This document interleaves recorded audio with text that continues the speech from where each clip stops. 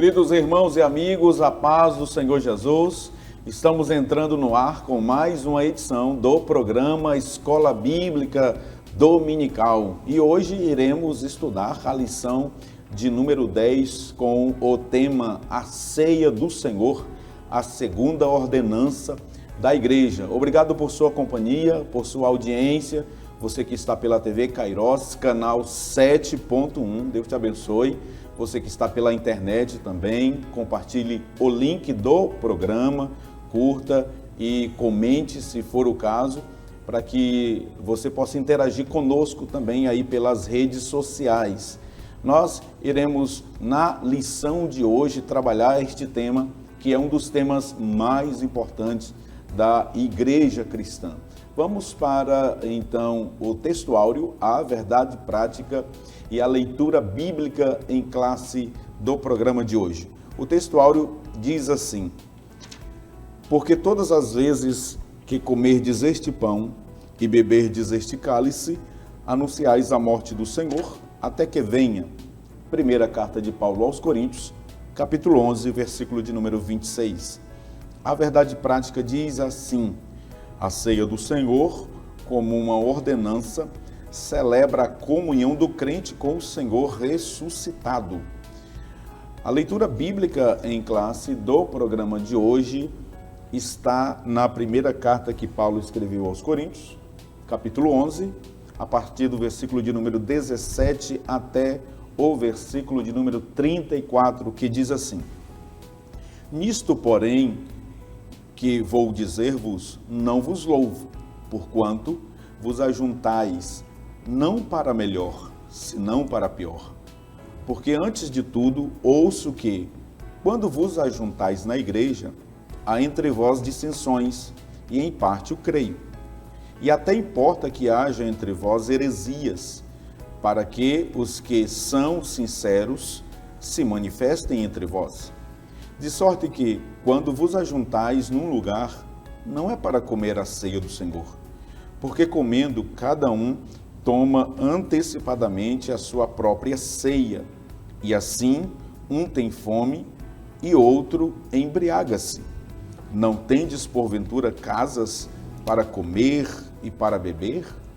Ou desprezais a igreja de Deus e envergonhais os que nada têm?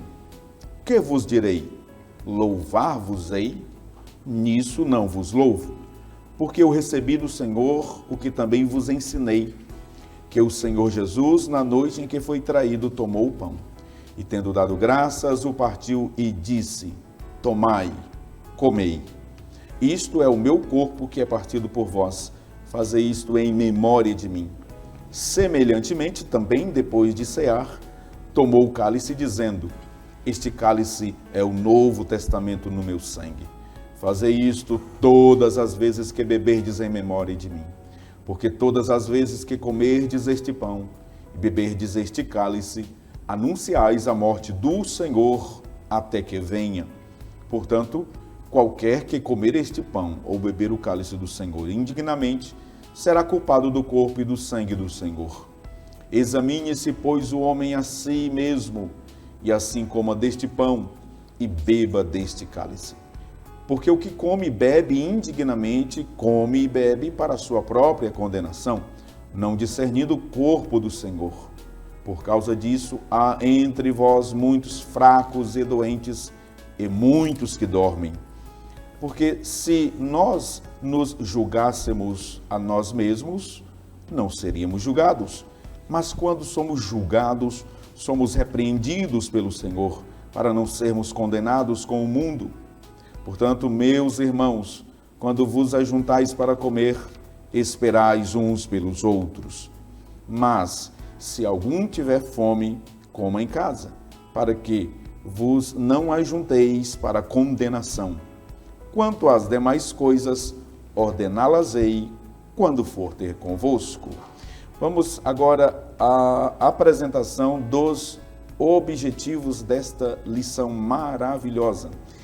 Os 3 objetivos que nós iremos alcançar, e o professor também em sala de aula deve alcançar, é, em primeiro lugar, apresentar a natureza da ceia do Senhor na tradição cristã. Em segundo lugar, mostrar o propósito da ceia do Senhor e, em terceiro lugar, refletir a respeito do modo de celebração da ceia do Senhor Jesus. Muito bem. No primeiro tópico da lição do programa de hoje, nós iremos estudar a natureza da ceia do Senhor na tradição cristã. E os 3 subtópicos já estão aparecendo aí na sua tela. No primeiro subtópico, nós iremos ver isto na tradição romana. Depois nós iremos observar esta natureza da ceia do Senhor na tradição protestante e, por fim, a posição pentecostal, que é a nossa posição que iremos aqui defender, iremos aqui subsidiar a partir da Escritura Sagrada. Que bênção! Muito bem, esta é a lição que nós iremos, a partir de hoje, a partir de agora, deste momento, estudar aqui com você, agradecendo mais uma vez por sua companhia aqui conosco. Esta é uma lição, repito, uma das mais importantes da Igreja Cristã, onde aqui nós iremos observar 3 perspectivas que o apóstolo Paulo nos apresenta a ceia do Senhor. Uma perspectiva passada, onde nós nos lembramos da morte do Senhor Jesus na cruz do Calvário. Uma perspectiva presente, quando nós, em comunhão, devemos nos assentar à mesa com os irmãos e também em comunhão vertical. E, por fim, uma perspectiva futura e, desse modo, apontando para a gloriosa esperança da vinda do Senhor e, assim, uma perspectiva escatológica. Sobre estes assuntos e tantos outros mais, nós iremos tratar nesta lição e, com muita alegria, eu estou aqui na mesa com o evangelista Wallace França, o pastor Lucileno Cavalcante, que serão os comentaristas desta lição de número 10, que passaremos a comentar a partir de agora. Pastor Leno Cavalcante, Pai do Senhor Jesus, seja bem-vindo mais uma vez ao programa. Uma lição muito importante, pastor Leno, para a cristandade. A paz do Senhor, pastor Epaminondas, a paz do Senhor, evangelista Wallace, aos nossos irmãos também que acompanham o programa. Realmente é uma lição muito preciosa que aborda a segunda das 2 ordenanças do Senhor Jesus à sua igreja e na qual a igreja, ela tem o privilégio de desfrutar desta festa gloriosa, no nosso caso, todos os meses, né, servindo ao Senhor, participando da mesa do Senhor. Maravilha. Evangelista Wallace, Pai do Senhor, uma lição muito importante, onde nós iremos tratar de um tema que é caro, né, para a igreja cristã. Pai do Senhor, pastor Epaminondas, Pai do Senhor, pastor Leno, uma grata satisfação. Hoje nós falaremos do que nós fazemos por costume, né, costumeiramente. Nós conversávamos aqui em off, que nós repetimos esse memorial continuamente, mas hoje nós trazemos isso de uma maneira muito profunda. O escritor ele foi muito profundo e, sem sombra de dúvidas, tem muito para nos acrescentar hoje. Muito bem. Antes de nós iniciarmos o comentário aqui dos tópicos da lição, nós queremos fazer menção, né, dos 99 anos, pastor Leno, evangelista Wallace, as celebrações do pré-centenário da nossa igreja, que aconteceu no último dia 4, né, numa segunda-feira, onde o centro de eventos da nossa igreja estava praticamente lotado. Recebemos a visita, a convite, né, do Quarteto Gileade, que louvaram o nome do Senhor. O pastor Antônio Márcio foi usado por Deus, Colégio Pastoral, Missão Jovem, Missão Mulher, Missão Homem, Missão Kids, ali celebrando evangelista Wallace, os 99 anos da nossa igreja, pastor Leno, lembrando, né, que em 1925, exatamente no dia 5 de março de 1925, 3 irmãos iniciaram essa obra, o irmão Luiz de França Moreira, a sua esposa, a irmã Maria Pinheiro Moreira, e um irmão chamado Justo Gomes. Eles começaram essa grande obra. 3 pessoas lançaram a semente em Marabá e hoje somos milhões, evangelista Wallace. Perfeito, pastor Epaminondas, uma igreja que iniciou-se e cresceu debaixo do poder de Deus, né? São 99 anos que nós temos aqui instalados em Marabá, de pura manifestação do Pentecostes, de curas, o início dessa na fundação dessa grande obra neste município, nesta cidade, nós percebemos um grande poder sendo instalado também aqui, muitas testemunhas, né, das curas e libertações, curas de cegos, como nós vimos no histórico da própria enciclopédia da Assembleia de Deus, Missão em Marabá, suas primeiras instalações ali na Velha Marabá, e foi muito bom nós rememorarmos ali no nosso centro de eventos, nosso centro de convenções, e hoje nosso programa com certeza também já está temático, contando 99 anos para o nosso ano que vem, nosso centenário. E o pastor Leno, aproveitando o pastor Leno aqui, evangelista Wallace, que ele é neto de um dos pastores que mais tempo pastoreou a cidade de Marabá, pastor Jonatas Moraes Cavalcante. Pastor Leno, o evento que iniciou historicamente a igreja foi um batismo nas águas, né? Na lição passada nós tratamos sobre isso. Pastor Leno, a história da nossa igreja é muito linda, não é, pastor Leno? Realmente é para se realizar uma festa, como foi feita agora, dos 99 anos, e como será se Jesus não voltar antes, o centenário, né? São muitas razões para que o nome do Senhor seja glorificado. A história da igreja em Marabá é uma história muito bela, muito linda, recheada dessas grandes realizações de Deus. Eu me recordo, pastor Epaminondas... Pastor Leno, as imagens estão aparecendo aí, olha só que maravilha. Olha, coisa linda. E eu me recordo de um relato de um dos pioneiros, porque logo no princípio não havia oportunidade de ceiar, porque o irmão Luiz de França Moreira, ele ainda não era ordenado no ministério, né? E um relato de um obreiro que veio enviado de Belém para cá. Pastor José Felinto, inclusive tem o sobrenome da irmã Simone, não é? Sim. José Felinto. E ele narra a saga que era, né, vir da capital para Marabá, né, mas o quanto que ele ficou alegre, né, de ver os irmãos já novos convertidos, e já celebrou o batismo e inclusive realizou a ceia do Senhor. Essa narrativa está no jornal Boa Semente do ano de 1926, um ano depois do primeiro batismo e também da inauguração da igreja.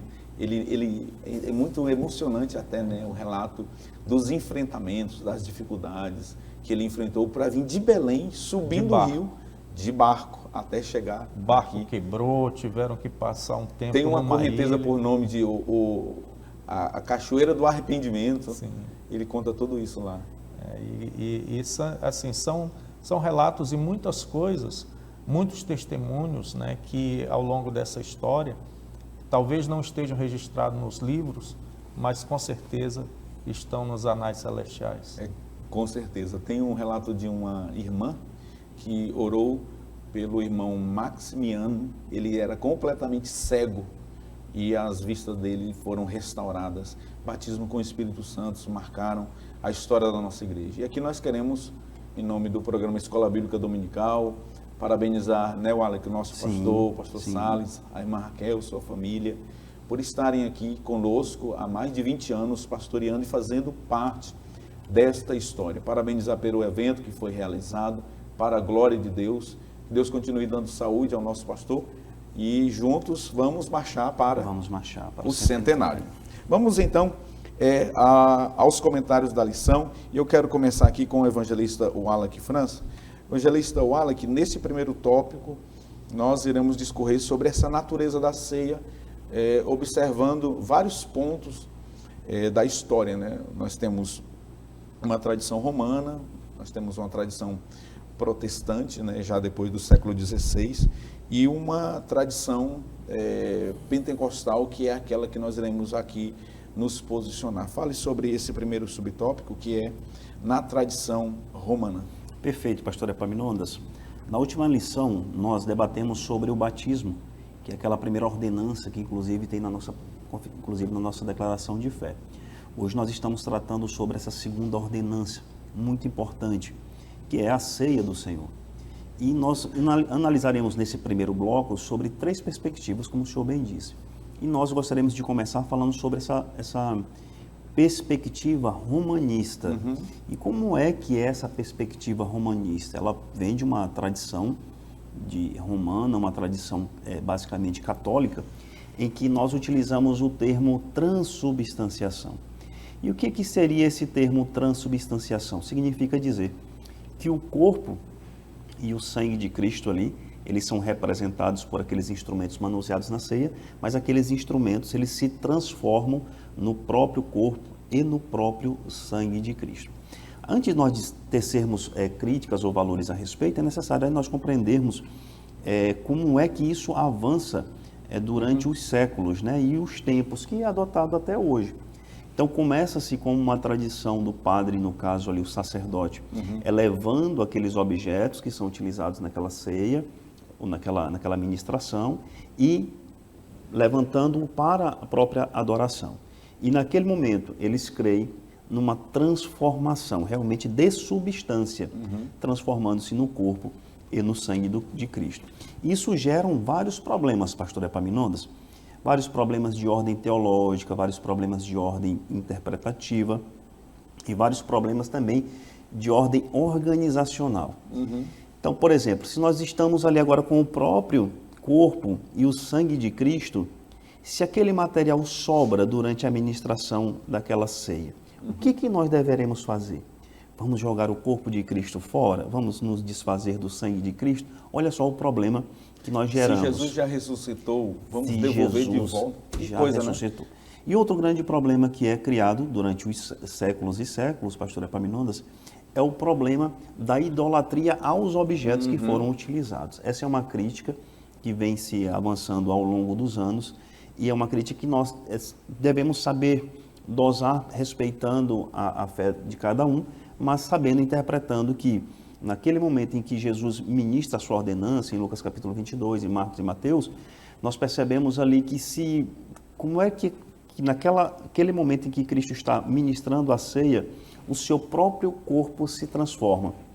É o que nós chamamos de ubiquidade. Então, por exemplo, quando nós analisamos os textos bíblicos, nós vemos Jesus se deslocando onipresencialmente, mas o seu corpo físico ele não está em dois lugares ao mesmo tempo. Ele consegue se deslocar, mas em se tratando de ubiquidade, o corpo de Cristo humano era só um, 100% homem, 100% Deus, mas o seu corpo humano ele não estava em dois lugares ao mesmo tempo. Respeitando todas as circunstâncias, todas as formas de análise e interpretações, nós compreendemos que realmente existe uma grande crítica fervorosa que avançou com certeza com o modelo do protestantismo. Percebe então, Wala, que um erro hermenêutico, né, gerou outros erros ali, satélites, né? Como esse caso da idolatria, que é muito grave.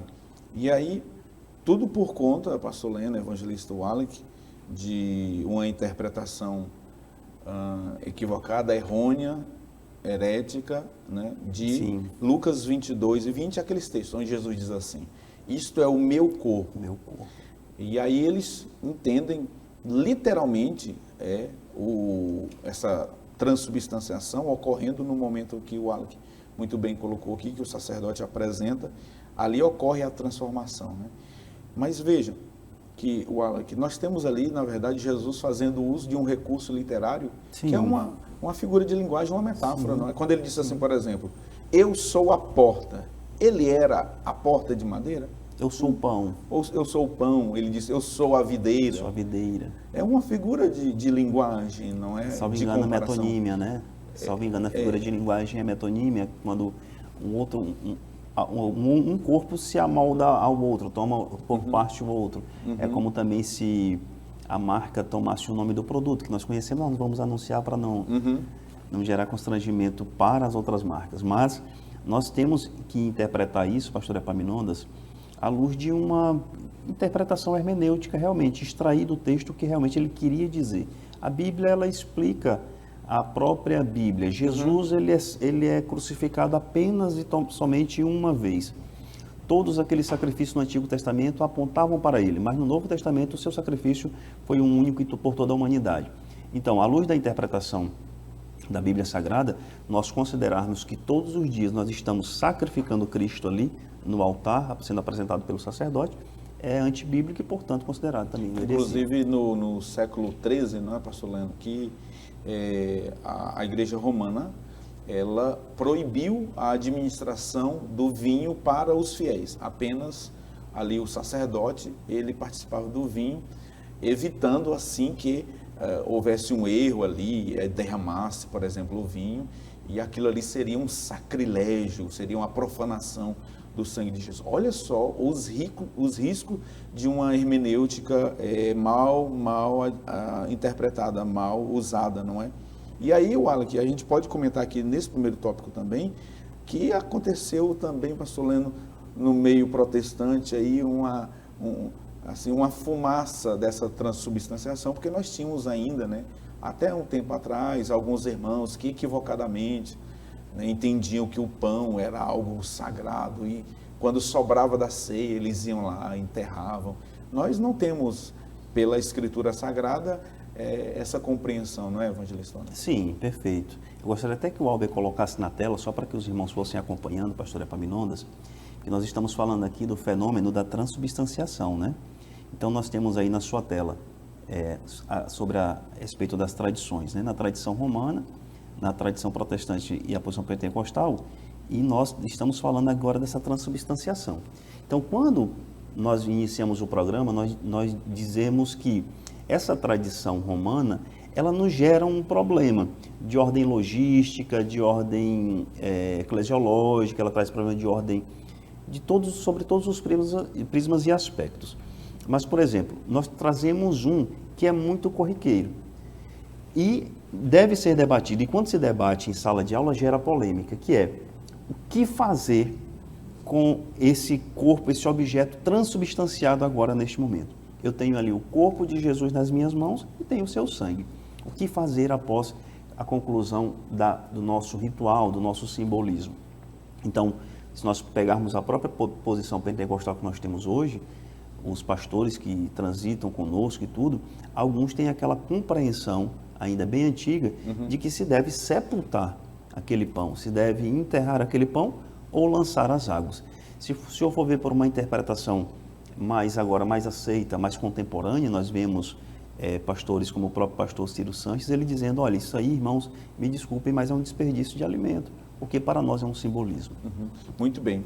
E aí, pastor Lucileno Cavalcante, nós partimos para um momento posterior na história da igreja, que é ali no século XVI, com a reforma protestante desencadeada pelo monge Martinho Lutero. Fale sobre esse momento e qual era a perspectiva da igreja ali, a tradição protestante e tal, no início ali da igreja. Então, pastor Epaminondas, evangelista Wallace, como uma forma até de um resquício, né, dessa tradição romana, houve ali no início da reforma protestante essa herança, recebimento dessa herança. A tradição luterana, né, ela não admite a transubstanciação, porém ela faz uma adequação, né? E nessa adequação eles acreditam que a presença de Cristo ela se dá pelo próprio recebimento do pão da ceia. E aí, quando esse pão ele é apresentado, esse pão ele não só representa o corpo de Cristo, mas no momento da ceia é a presença de Cristo, né? Ou seja, seria uma presença física. E logicamente, né, nós não encontramos um respaldo bíblico para isso, até porque acreditamos que isso tenha sido uma forma até de amenizar, né, esse rompimento da tradição romana, né? E assim, a gente entende, amados, que os elementos da ceia, eles estão ali sim representando o corpo e o sangue do Senhor, o pão, o suco de uva, no momento da ceia. Quando são apresentados esses elementos ao Senhor, é feito ali as ações de graça por esses elementos que vão ser partilhados, mas isso se delimita ao ato da ceia, né? Ou seja, encerrou-se a ceia, encerra-se também esse momento em que nós adotamos esses elementos como símbolos do corpo e do sangue do Senhor. Portanto, e aí bem colocou aqui o evangelista Wallace, o que se faz disso após, a forma de tratamento desses elementos é tratar como alimentos. Pronto, muito bem. E aí tem outra questão que a gente precisa conversar. Acabou que nós já até falamos sobre o terceiro subtópico, né, que é a nossa posição, mas nós vimos na aula passada, no programa passado, que o batismo ele não é um sacramento, assim também como a ceia não é. Para a tradição romana é um sacramento e para algumas igrejas protestantes históricas, né, algumas igrejas reformadas também é um sacramento, apesar de muitas delas não adotarem a posição da transubstanciação, mas entendem que é um sacramento. Nós não. Nós entendemos, a nossa posição pentecostal é que tanto o pão quanto o vinho, a ceia do Senhor, assim como o batismo, tem aí um símbolo visível daquilo que já aconteceu no espiritual, ou seja, no mundo invisível, não é? Então é muito importante, Wallace, que a gente só aqui endossar o nosso posicionamento em relação a esse simbolismo, né? Que é um símbolo mesmo. Né? Perfeito. Pastor Epaminondas, se o senhor me permite, sim, pastor Leno, só retornando aqui quanto à questão da tradição protestante, o pastor Leno definiu muito bem quanto ao fato de Martinho Lutero ainda estar, apesar de promover a reforma, ser um reformista, mas muito ligado culturalmente, doutrinariamente aos costumes da Igreja Católica. O Martinho Lutero, quando ele cria o seu catecismo, o catecismo menor, e historicamente falando, ele pensa, pastor Epaminondas, nos dogmas que já haviam sido criados pela Igreja Católica. Então, a tradição protestante, antes deles ceiarem, eles não rompem totalmente com os dogmas. Então, era necessário que houvesse ainda a confissão dos seus pecados, ainda houvesse uma ritualística que estava muito ligada à tradição romana. E aí ele cria o catecismo menor. E é aí nesse catecismo menor onde entra, pastor Leno, a situação do fato dele ter que anunciar esse corpo físico de Jesus Cristo estando presente na sua ceia, no seu ato de comunhão. Então nós percebemos que eles estão muito ligados.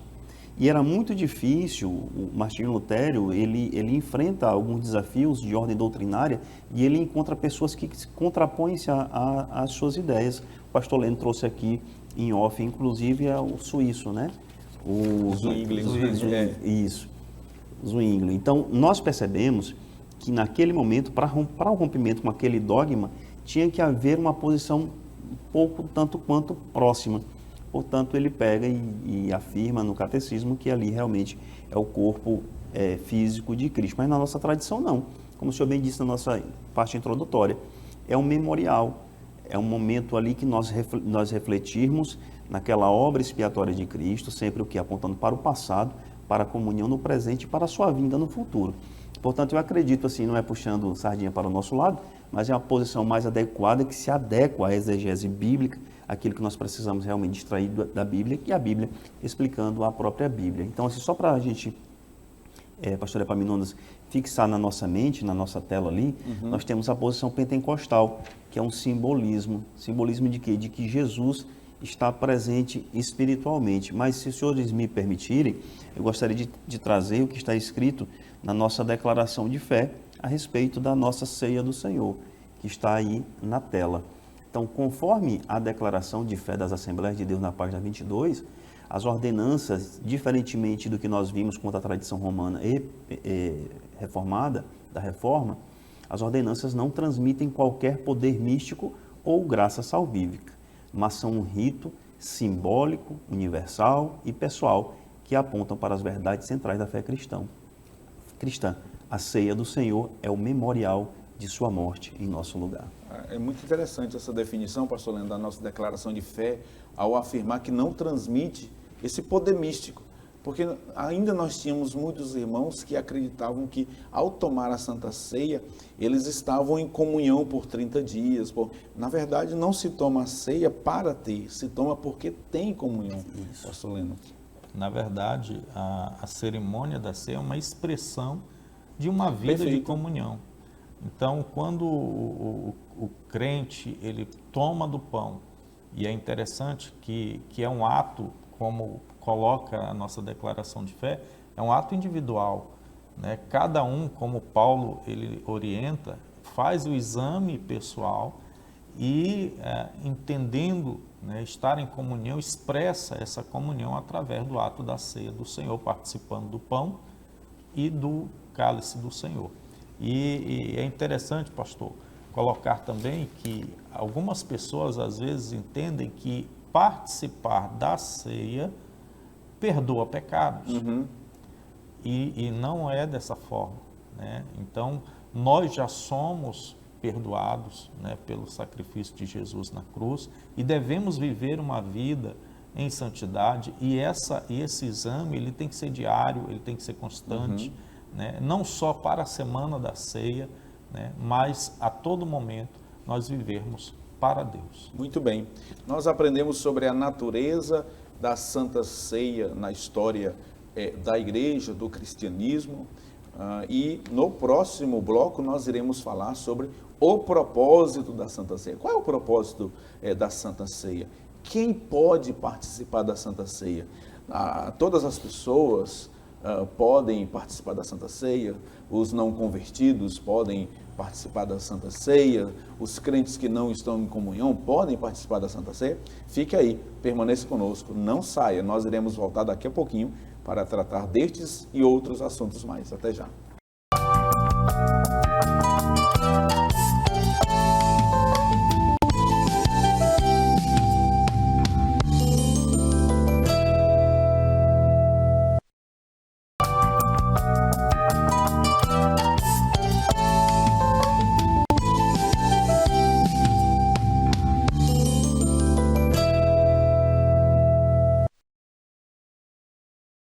Estamos de volta com o segundo bloco do programa Escola Bíblica Dominical, hoje estudando a lição de número 10, esta lição que será ministrada presencialmente no próximo dia 10 de março, no domingo pela manhã. Portanto, você, além de assistir o programa, deve ir à Escola Dominical, tá bom? A gente está sempre aqui incentivando você a estar na sua classe, com o seu professor, com o seu pastor, aprendendo do Senhor, na casa do Senhor, no dia do Senhor. Vamos para a tela que tem o resumo deste segundo tópico da lição. Você está acompanhando aí o novo design, né? A nova diagramação da apresentação dos nossos slides. O propósito da Santa Ceia, ou o propósito da Ceia do Senhor. Em primeiro lugar, é celebrar a expiação de Cristo, depois proclamar a segunda vinda de Cristo e, por fim, o terceiro propósito da Ceia do Senhor é celebrar a comunhão cristã. Que maravilha!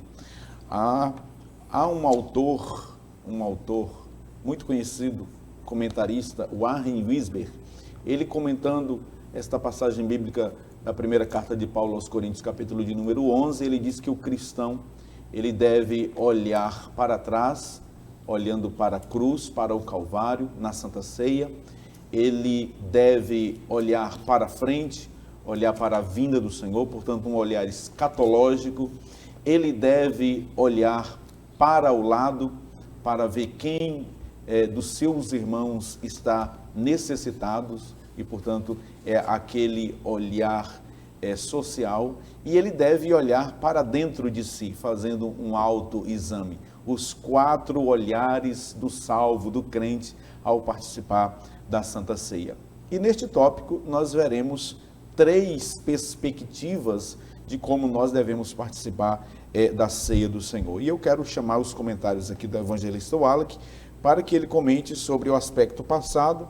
Nós precisamos celebrar a Santa Ceia com o propósito, né, de olhar para a expiação, para o Calvário, para a cruz, e prospectar para o futuro, para a vinda de Jesus. Perfeito, pastor Epaminondas. É interessante nós tratarmos que a humanidade ela estava caída. A humanidade ela estava em pecado, a humanidade estava claro, desde o Jardim do Éden, com um plano de Deus Pai para a humanidade. Mas esse plano sempre esteve com base no centro, sendo a pessoa de Jesus Cristo. E nós vimos aqui agora, quanto a celebrar a expiação de Cristo, é um tema um texto, na verdade, uma palavra que muitas das pessoas que às vezes nos ouvem não conseguem entender. O que seria essa expiação de Cristo? O que é esse ato de expiar? Que vem do latim expiatione, né? Que significa reparação de culpas ou perdão de pecados. É o sacrifício que Jesus Cristo faz na cruz do Calvário por toda a humanidade. Então, quando o escritor Warren Wiersbe traz, quando outros escritores trazem a respeito, como o próprio pastor José Gonçalves traz, que quando você realiza o memorial da ceia, você está apontando para o Calvário, para a cruz de Cristo, nós estamos olhando para aquela cruz e vendo que os nossos pecados estão sendo perdoados, que na verdade era para nós estarmos ali, era para nós estarmos padecendo por aquilo ali, mas Deus, Ele deu seu único Filho para morrer em nosso lugar. Isso se trata sobre a expiação de pecados. E além disso, com aquela expiação dos pecados através de Jesus Cristo, restaura-se a comunhão do homem com Deus, que é o ministério próprio da reconciliação que o apóstolo Paulo escreve na sua segunda carta aos Coríntios. Portanto, nós acreditamos aqui que nós estamos tratando de um tema que a base da morte de Cristo é a própria expiação e o cancelamento pleno do pecado com base na justiça de Cristo. Mas eu gostaria de projetar na tela aqui, para a gente compreender melhor, como fundamento e subsídio, pastores Epaminondas e pastor Leno, gostaria que o Albert colocasse aí na tela. Quando nós analisamos a respeito da ceia do Senhor, apontando para a celebração da expiação de Cristo, nós temos algumas seguintes conclusões, que essa ceia do Senhor, ela aponta para o Calvário. Em João 19:30 nós percebemos muito isso quando Cristo diz tetelestai, está pago, entrega o seu Espírito ao Pai. Nós temos que a vitória na cruz sobre o pecado, isso está bem estabelecido na segunda carta aos Coríntios 5:21, que diz assim: aquele que não conheceu o pecado, o fez pecado por nós, para que nele fôssemos feitos justiça de Deus, vencendo também a morte, como está em Apocalipse, no capítulo 1, no versículo 17 e 18, e também a justificação. Nós fomos justificados pelo sacrifício de Jesus Cristo na cruz do Calvário. Essa justificação é muito presente em Romanos, no capítulo 5, no versículo 1 ao 8, e nós agora somos reconciliados com Deus. Não temos mais barreira com o Pai. Por causa de quê? Por causa do sacrifício vivo de Cristo na cruz do Calvário. Mas também, apontando para o passado, para o presente, também esse sacrifício aponta para o futuro. Porque quando nós rememoramos o sacrifício de Cristo na cruz do Calvário, nós relembramos das suas palavras, que ele diz que iria retornar para nos buscar, para nos levar para ele próprio. E nós vivenciamos mensalmente essa bendita esperança.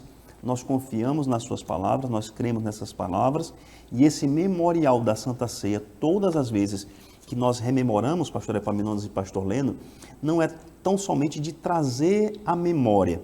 Nosso subsídio da nossa lição, aqui bem explicada através de Stanley Orton, ele diz que é relembrar no poder, é relembrar com a substância de o que de fato realmente ocorrera. Não é só tão somente trazer a lembrança. Então, por exemplo, nós estamos ali no memorial de ceia do Senhor num domingo e nós estamos lembrando, Jesus realmente morreu por todos nós. Não, nós temos que relembrar no poder dele, relembrar do seu sacrifício e a probabilidade não, a certeza de que ele retornará para buscar a sua igreja, né, em grande poder, em grande glória, dando galardão à sua igreja como deverá de ser, mas também proclamando essa sua segunda vinda, para que todos ouçam, para que todos escutem e sejam alcançados por essa palavra. Maravilha. Nós podemos, então, com base nesse segundo subtópico, o primeiro também, dizer, pastor Leno, que a Santa Ceia ela é de fato uma festa, né? É uma festa de celebração.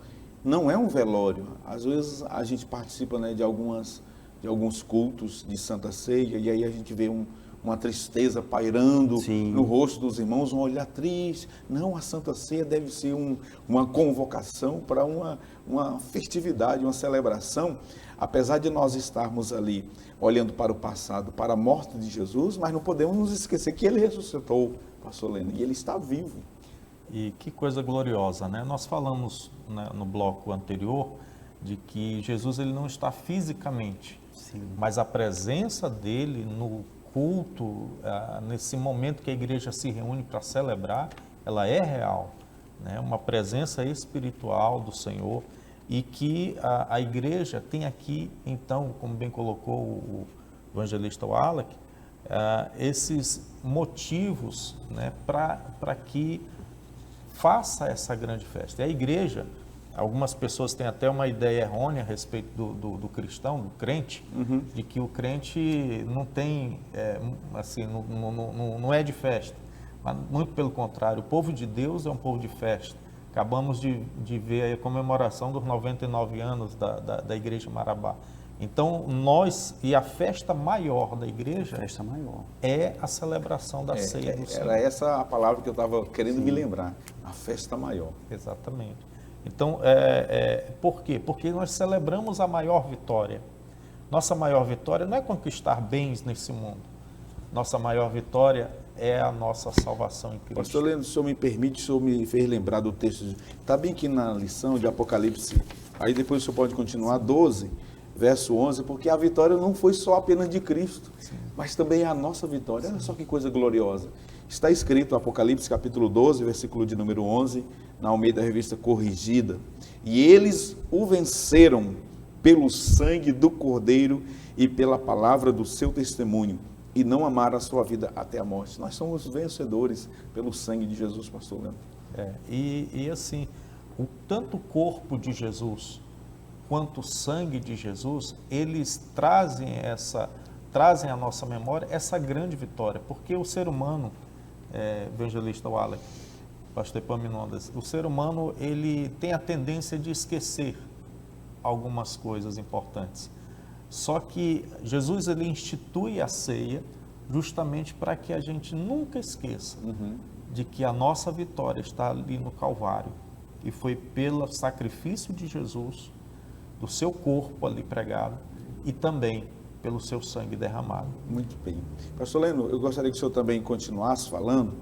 O evangelista Wallace que falou sobre o primeiro propósito, que é celebrar a expiação e, portanto, olhando para o passado, não é? Falou também do aspecto escatológico, que é proclamar a segunda vinda de Jesus. No versículo de número 26, Paulo diz, vocês devem fazer isso até que ele venha. E aí fale sobre o terceiro aspecto, né, que é o aspecto da comunhão, celebrar comunhão entre os irmãos. Em particular, nesse subtópico, né, nos faz retornar à leitura bíblica, que é quando Paulo ele escreve à igreja de Corinto, que era uma igreja que tinha alguns problemas, especialmente com relação a divisões dentro da igreja. Lendo um material a respeito da celebração da ceia na igreja primitiva, o autor ele conta que lá naquela época haviam em Corinto, né, muitos deuses, muitas celebrações a esses deuses pagãos que ali haviam.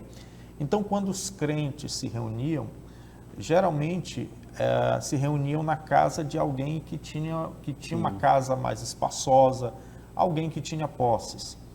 E o que estava acontecendo é que haviam aqueles que tinham posses e que ficavam um pouco apartados dos demais, que geralmente eram escravos convertidos, mercadores, pessoas de uma classe menor socialmente. E havia essa divisão lá. E Paulo ele enfatiza exatamente de que na igreja do Senhor não pode haver essa divisão. E a celebração da ceia do Senhor é exatamente o momento para se celebrar essa comunhão. né, essa união desses membros do corpo de Cristo.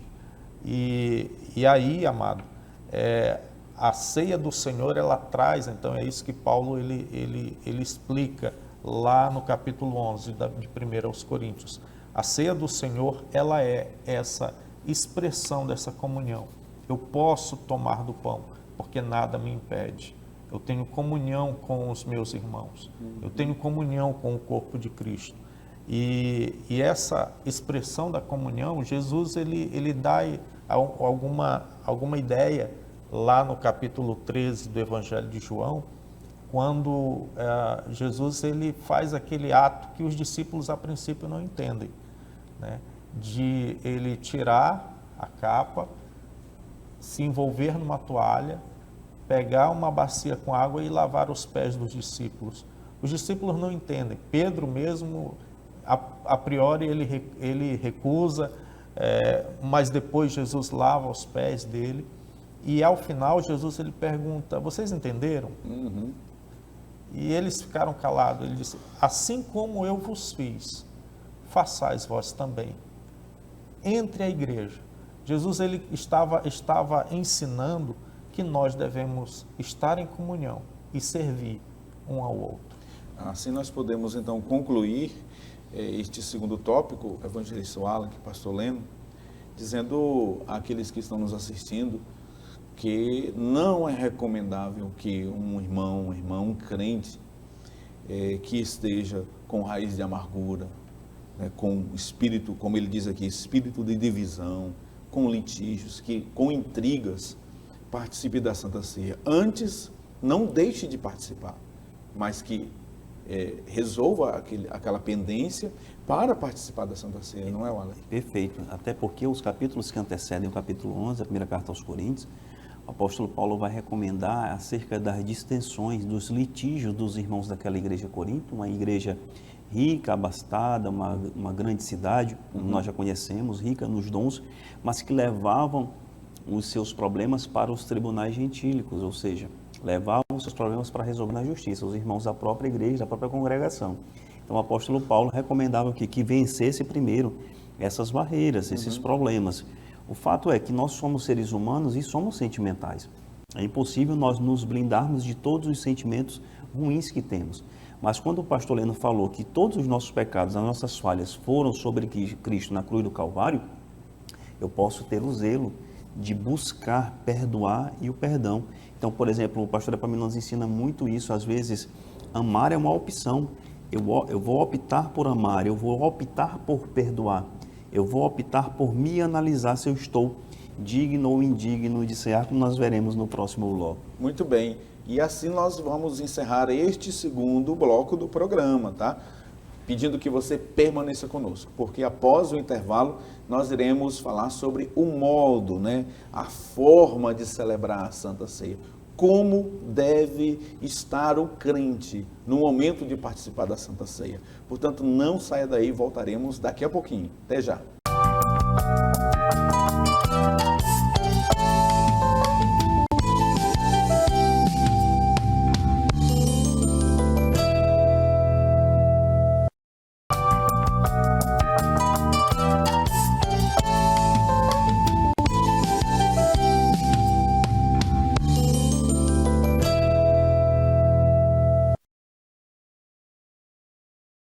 Voltamos com o programa Escola Bíblica Dominical, estudando hoje a lição de número 10. Você que ligou o seu televisor agora ou acessou o link da programação no YouTube, nós estamos estudando sobre a ceia do Senhor, a segunda ordenança do Senhor Jesus à igreja.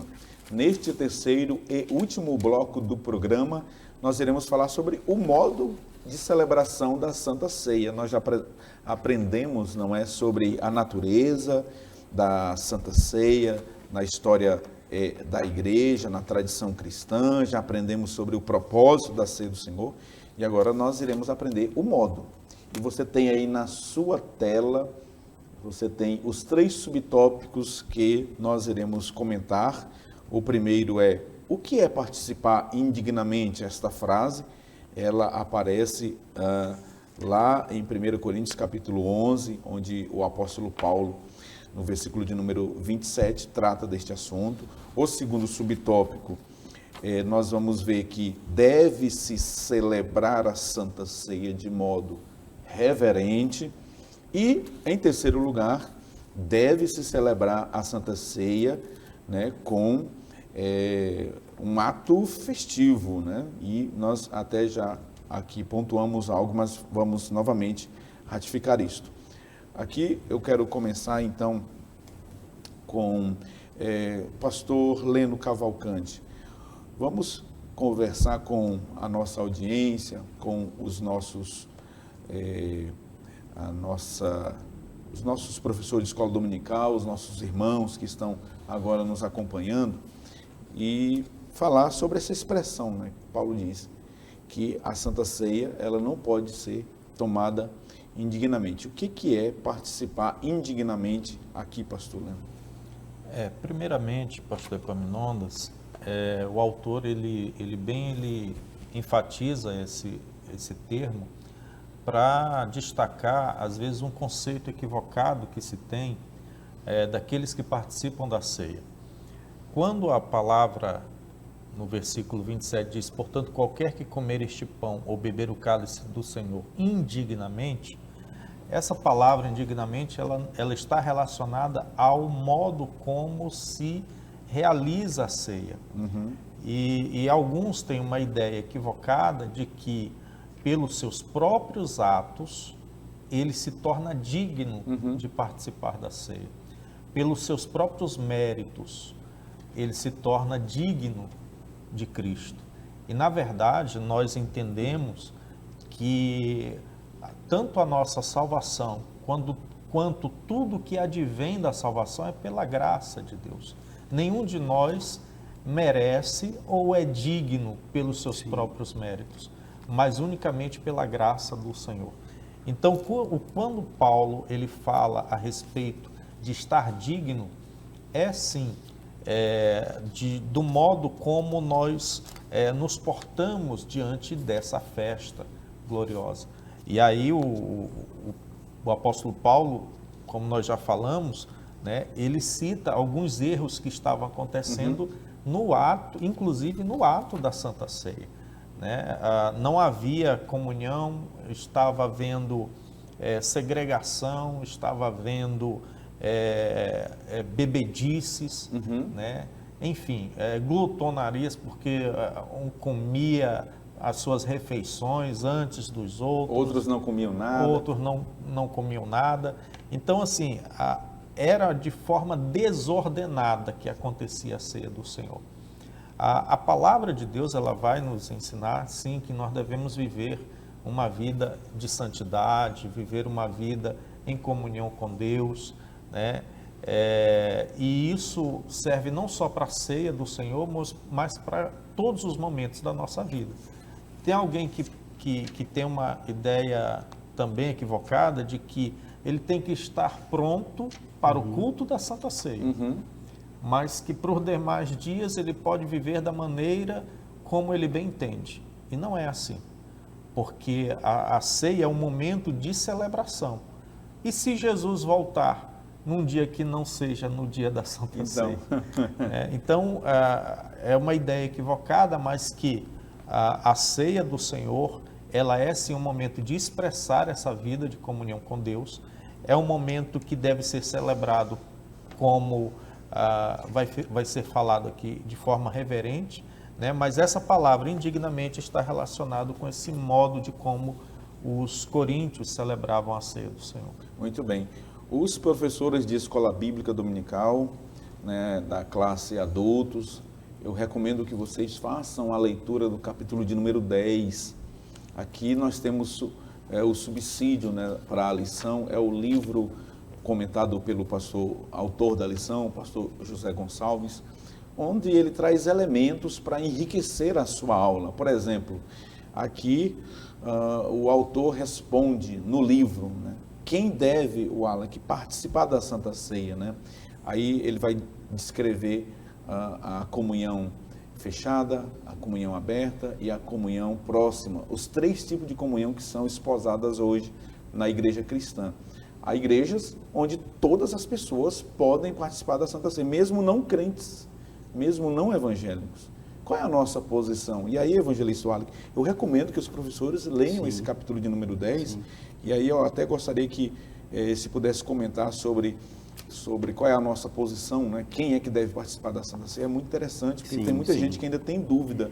Né? Por que somente batizado e em comunhão pode participar da Santa Ceia? Sim. Pastor Epaminondas, nós estamos tratando de uma celebração festiva. Ela é uma celebração festiva e reverente.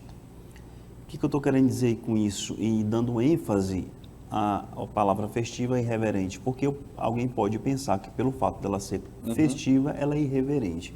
Não, pelo contrário. Ela é festiva, com ordem, decência e com discernimento. Então, não adianta você querer ceiar diante de uma ritualística desdenhosa, insensível, impensada, imprudente, egoísta, sem qualquer discernimento ou arrependimento de pecado. Não é essa a nossa posição pentecostal, posição da Assembleia de Deus. Por ser uma posição reverente, é necessário que nós cumpramos alguns requisitos para ceiar. E aí é onde nós entramos nessa comunhão fechada, aberta e nessa comunhão próxima. A Assembleia de Deus, ela adota o posicionamento que quem ceia são os santos. E quem são os santos? Aqueles que estão em comunhão com a igreja, que são batizados, que cumprem com as suas obrigações diante do seu ministério, diante da sua congregação. E eu não falo tão somente, pastor Leno, pastor Epaminondas, quanto às obrigações de cunho do dízimo, das suas ofertas, não. Eu falo numa ampla forma de obrigação, cumprindo com o seu chamado, cumprindo para que o seu pastor lhe determinou. O cumprimento dessas obrigações, elas devem ser necessárias, até mesmo, pastor Leno, porque reflete fisicamente o aspecto da nossa santidade.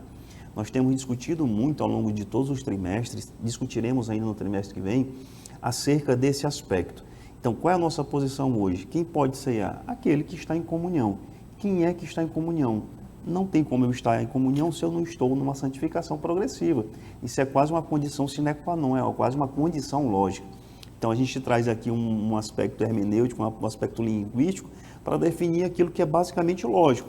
Então, como o pastor Epaminondas bem disse, tem igrejas que às vezes o cristão nem se identifica, chegou lá, sentou e vai tomar a ceia. Você não sabe de onde é que ele é, de qual ministério que ele faz parte, se ele é batizado nas águas, se ele não é, então que ministério que pertence. Então, portanto, por ser uma celebração reverente, ela cumpre esses aspectos que nós trouxemos agora há pouco. E aí, pastor Leno, ainda dentro dessa perspectiva colocada aqui no livro de apoio e também a nossa posição, né, que é a comunhão que nós defendemos, é uma comunhão fechada, nós podemos encontrar ali no capítulo 2 de Atos dos Apóstolos essa substância bíblica, né, pastor Leno? Nós podemos nos consubstanciar com essa passagem bíblica e com outras, pastor Leno.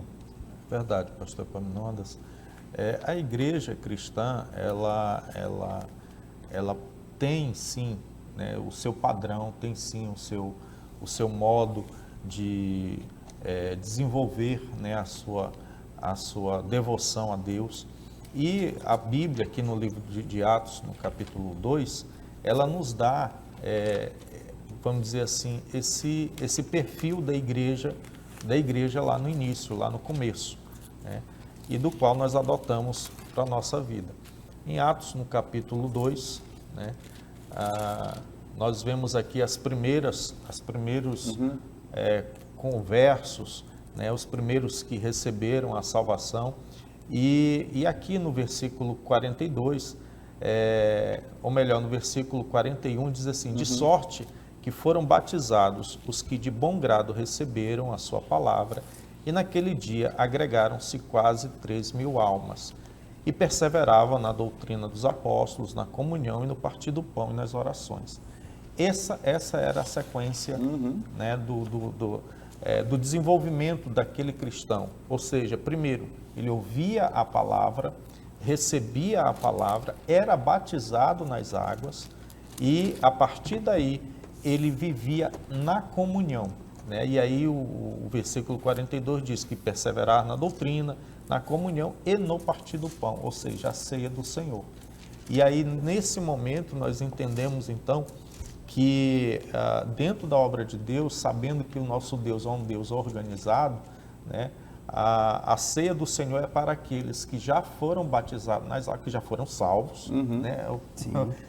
O evangelista Wallace colocou aqui a questão da obviedade, né? Sim. Então, mas é necessário a gente enfatizar isso, né?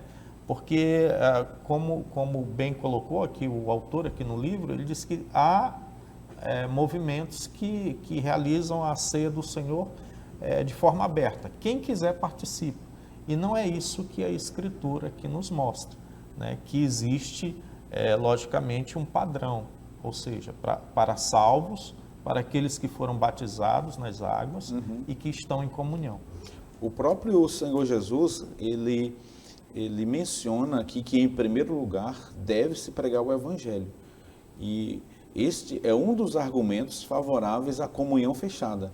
O Alec colocou muito bem, parece é óbvio, mas aquilo que é óbvio, muita gente não vê, né? Muita gente não quer seguir o que a Bíblia está recomendando. E aí o pastor José Gonçalves, mais uma vez no livro de apoio, ele coloca aqui os argumentos em favor da comunhão fechada, que é aquela que defendemos segundo a qual, para participar da Santa Ceia, em primeiro lugar, tem que ser convertido, batizado primeiro em águas, e estar em comunhão com a igreja. Até mesmo aqueles irmãos disciplinados da comunhão, eles passam por um tempo sem participar da Santa Ceia, porque ele está no processo de disciplina. E aí ele diz assim, ele usa Mateus 28, 18 a 20, para falar sobre essa sequência que o pastor colocou em Atos dos Apóstolos, capítulo 2. Ele diz assim, Jesus mandou, em primeiro lugar, pregar o Evangelho, né, e batizar os convertidos. Depois, a gente observa em Atos dos Apóstolos que eles tinham comunhão e tem lá, pastor Leno, no partir do pão. No partir do pão ali, pastor Leno, me parece que não tem a ver com a assistência social, não é? Não, está falando exatamente desse ato cerimonial da ceia do Senhor, né? Até porque a parte assistencial fazia parte da comunhão, né? Desse momento de comunhão que uns tinham com cada crente tinha com o outro e era administrado pelos apóstolos. Mas o partir do pão fala exatamente desse momento, desse ato cerimonial da igreja. Que bênção. Nós vamos caminhar para o final deste programa. Alguma coisa a complementar aí, evangelista Wallace, dentro do que nós já vimos aqui, para a gente ir para os finalmente? Perfeito, pastor Epaminondas. Só passou um pouco desapercebido, acho que no segundo bloco.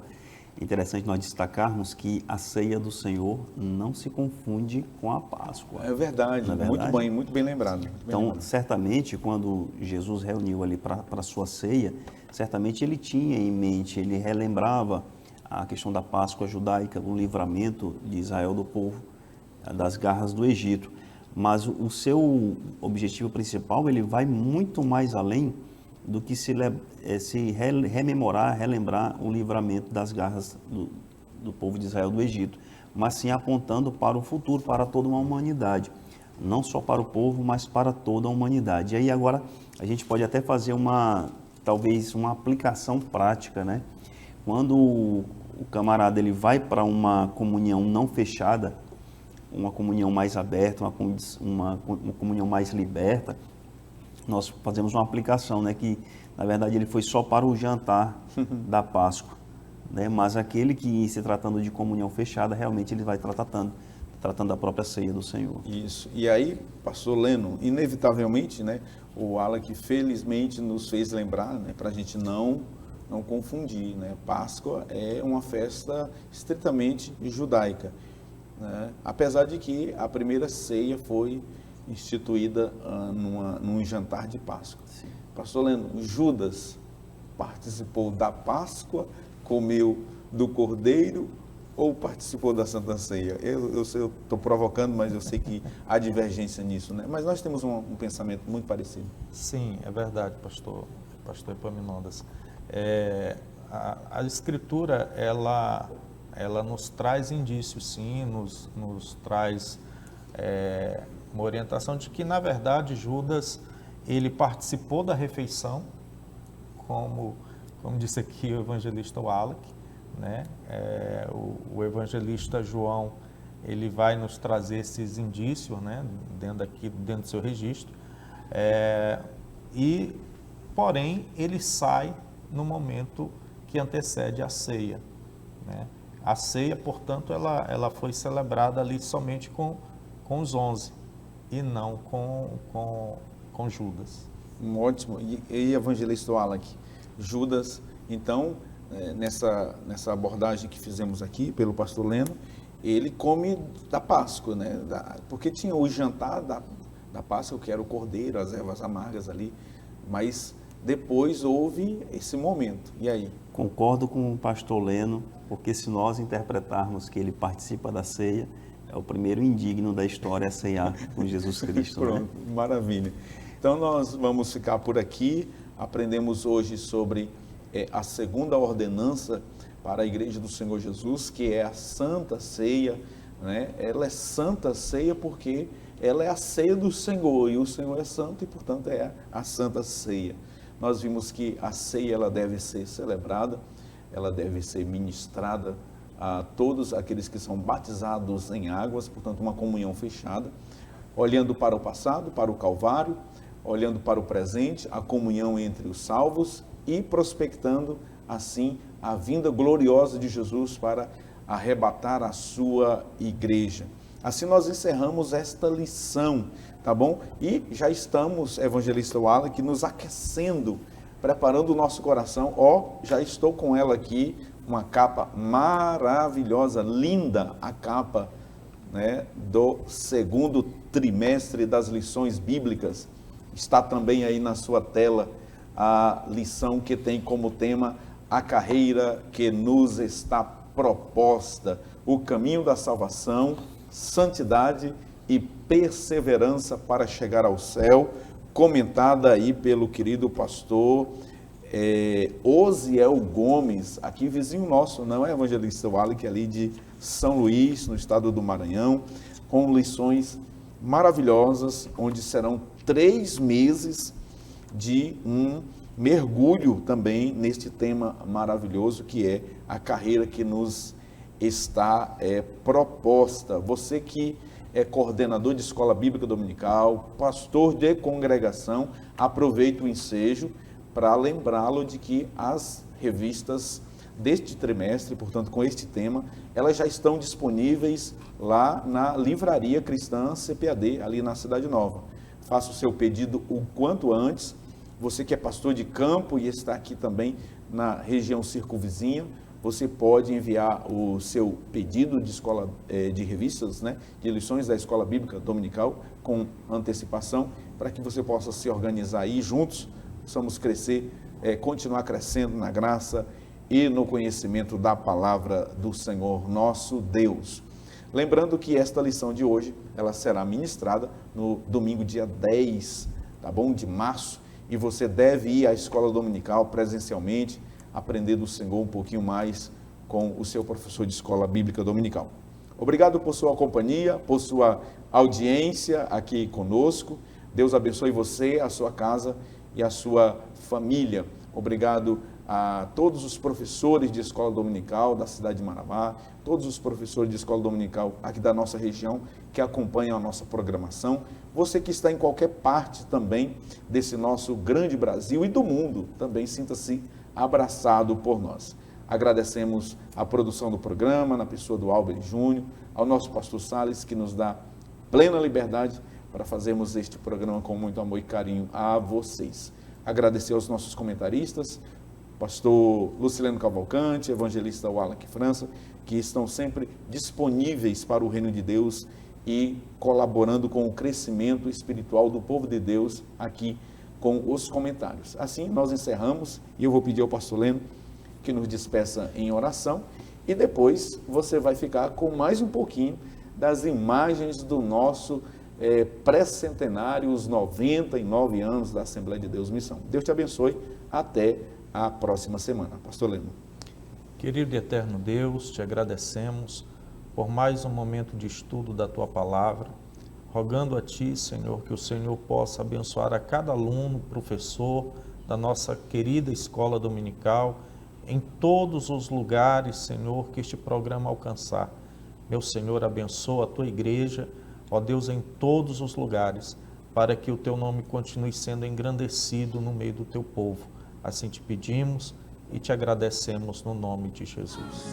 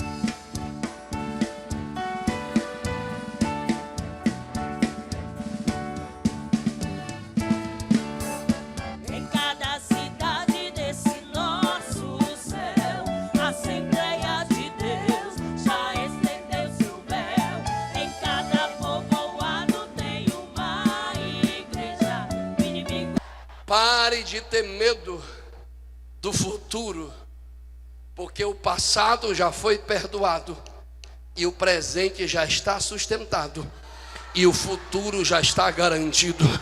Porque aquele que salvou ontem, eu estou sentindo o poder de Deus, é aquele que sustenta hoje e já preparou o futuro. Cadê a igreja vitoriosa? Eita, aí, irmão, eu vou gritar aqui, ver se alguém reage aí embaixo. Aonde está, ó Guilhão, a tua morte? Aonde está as tuas prisões e a tua vitória, ó morte? Graças a Deus que temos vitória através de quem? Em Cristo Jesus. Quem tem Bíblia? Cadê os salvos aí? Ó, lá atrás tem? Cadê a igreja vitoriosa? Levante suas mãos ao céu com a sua Bíblia e adore a Ele se você crê nisso. Esta é a igreja. E mesmo em dias difíceis, que até pensamos em desistir, Tu és a força que nos faz prosseguir. Diante do Seu grande amor e de tudo que podes fazer, eu posso crer numa manhã melhor.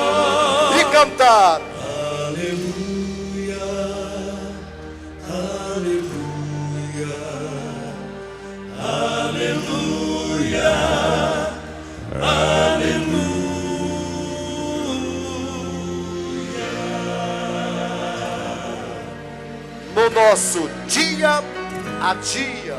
O trabalhador que volta ao lar, o doente que se curou, são providências celestiais. Uma criança quando a chorar, ganha um presente e vai se alegrar. Assim eu sou feliz cantando aleluia.